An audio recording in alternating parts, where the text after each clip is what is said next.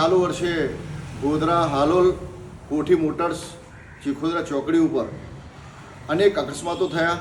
તેમાં ગોધરા તરફથી આવતા વાહનો, તેમાં ખાસ કરીને બસો, અને હાલોલ તરફથી આવતા વાહનો અને ગોધરા પશ્ચિમના સાતપુર વિસ્તારમાંથી આવતા વાહનોનું ત્યાં જંકશન થાય છે।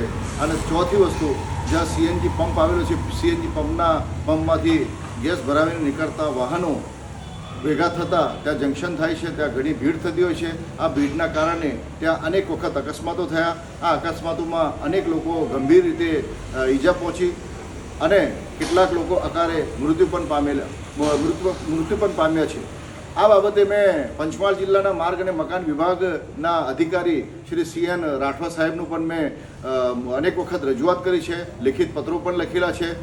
એમના કહેવાથી થોડા સમય પહેલાં એક પ્લાસ્ટિકનો બમ્પ મૂકવામાં આવેલો।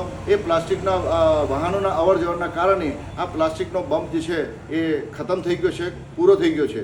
તો હું પંચમહાલ જિલ્લા રાજ્ય માર્ગ અને મકાન વિભાગમાં શ્રીમાન રાઠવા સાહેબને વિનંતી કરું છું કે ત્યાં ડામરના બમ્પ બનાવવામાં આવે તાત્કાલિક ધોરણે, અને આ અકસ્માતો નિવારવા માટે એને સંશોધન કરવામાં આવે।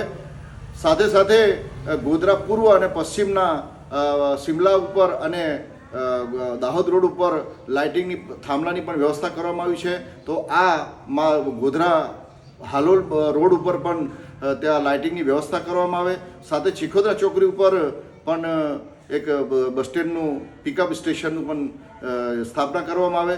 આ બાબતે હું પંચમહાલ જિલ્લાના કર્મઠ અને કાર્યકુશળ કલેક્ટર સાહેબનું પણ હું ધ્યાન દોરવા માગું છું કે આ ગંભીર બાબતે થોડું ધ્યાન લઈ અને આ જંકશન ઉપર, આ ચોકડી ઉપર બમ્પ મૂકવામાં આવે એવી વિનંતી કરું છું।